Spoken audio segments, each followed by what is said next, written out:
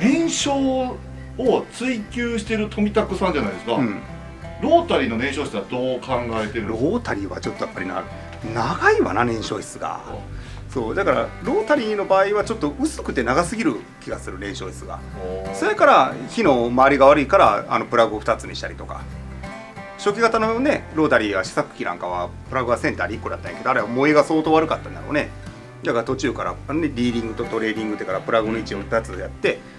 パパッとこう燃焼させたりとか。すごいですね。ロータリーはもう知らんとかっていうなんかもう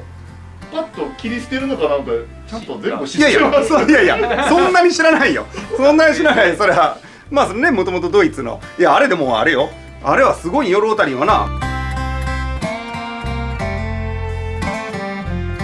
もともとドイツの NSU っていうメーカーだが、ドイツのメーカーがこれ特許取った、特許取ったんや。でこれは画期的なエンジンになれてるから、結局 NSU メーカーは何をしたか言ったら、まあもちろん RO80U とかワンローターの車なんかも市販してるんよ。RO80 は2ローターやけど、初期のあれ何ちゅう車やったかな、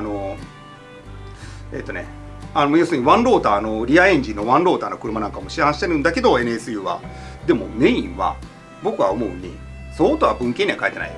特許貸しで儲けたメーカーだと思う。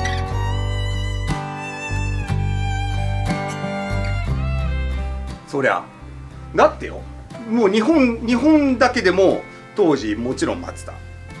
はもう高額な特許料を払って、昭和30年代に特許料を払ってでロータリーエンジンをし始めたでしょ。あれヤンマーまで払ったからな、買ったからね、ロータリーの特許。そうよ、ヤンマーあれ船外機かなんかであるはずや。船の船外機でロータリーエンジンの作ったんですか？作った、市販してるんよ。へえ。試作じゃない、あれ確か船外機あれ市販してるはずだ、ヤンマーは。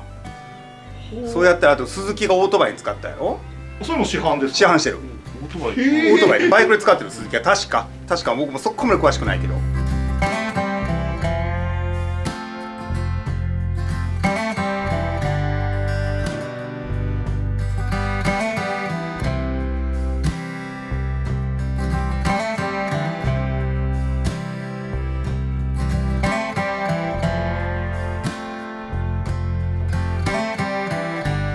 な感じで、あともちろんトヨタもしようとやったし、日産もシルビアに乗せようとしたんやな。2代目シルビアに乗せようとしたんやけど、まあこれはないろんな絡みがあるはずなんやけど、まあなんせ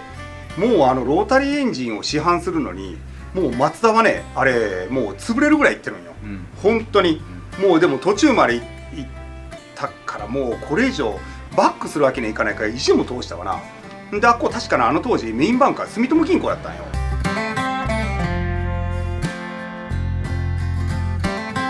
でも住友が手を引くいらしたな、ロータリーエンジン、もうそこまで続けるのな。だけどもうそういかずにってから、あれ600億かなんか突っ込んでるはずなんです、住友が。当時よ、昭和40年初めあれコスモスポーツが42年だから、もうだから30年代の話やろうな。もうそこまで突っ込んでやってるんだけど、プロジェクト X かなんかでやってました。やってたんかな。そうだからまあね、ほんともう潰れるぐらいいって、で結局まあ市販したわけよ、コスモスポーツいう車市販したんだけど、そっからな、それはまあ僕もな、それはまあそれは僕もそんな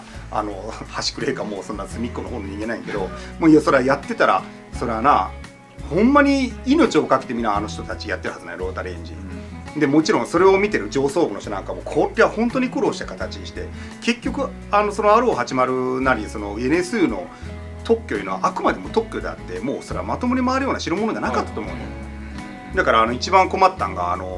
カーボンアペックスシールだな、あれ日本炭素となんか一緒になって結局カーボンアペックスシールを開発したんやけど、そこに行くまではもう松さんも何を使ったらええかわからないから、もう高分子材料、当時の高分子材料からはたまたもう牛の骨を練ってそれを固めたようなシールをシールで使ってみたりとか、もう本当に手当たり次第にあらゆるものやってる中に日本炭素がこういうようなものがあるっていうので一緒に共同開発したのがあれカーボンアペックスシールなんよ。でどうにかこうにか市販まで持ってきた。あんまりロータリーも知らないけどね。いやめちゃくちゃ知らないけど。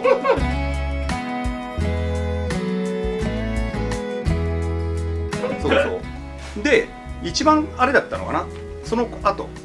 トヨタやその日産なんかやっぱロータリーをやりたいと、あれいすゞもロータリーのな実験機を当時作ってたよ。いすゞもあったし日本のメーカーだったかな。それぐらいもちろんベンツも後からそのドイツやってたんだけど、まあそれは置いといてその国内でやりたくってどこのメーカーもロータリーしたかったんだけど、マスターもなそれやっぱりもう本当に社運をかけて意地で作ったもんだから、その当時エンジンの特許こそはその根本的な特許は NSU が持ってるけど、加工する機械とか、なんからかんからの周辺特許を全部もう松田が固めていったんよ、もうガッチガチに。で松田がその特許を当時もう出さなかった、どこのメーカーにも。そやから気の毒なけどもう締め出しを食らったかな、あれ僕ら見てて思うのが。結局松田の車をトヨタへ下取りに出してももう取ってくれないんよ。だから結局マツダで買った人はもうマツダで出すしかないから、もうどうしようもできないような、そういう、まあ、あれなんかでもその当時の、国が絡んだのかどうか僕も分かんないけど、その難しい話は分かんないんだけど、ちょっとあれはやり方が良くなかったかもしれないし、マツダもマツダでそこをな商売人で開き直って特許貸しをしてやればロータリーは必ず残っとったと思う。いや今頃、そこをうまくやってれば、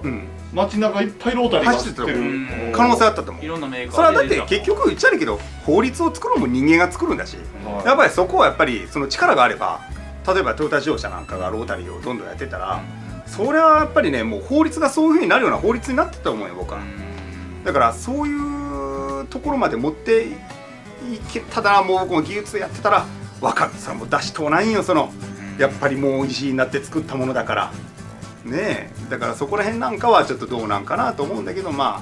あしょうがない。それはもう歴史を塗り替えることはできないから、今現状はそうなりましたね。ごめんなさい、ロータリーはそれぐらいしか知らないですけど。いやそれぐらい、いや本当知りすぎ。もういやいや濃い話でした。ごめんなさい、もう濃い、もう歴史がすごい 20W60 ぐらい濃かった。そうですか。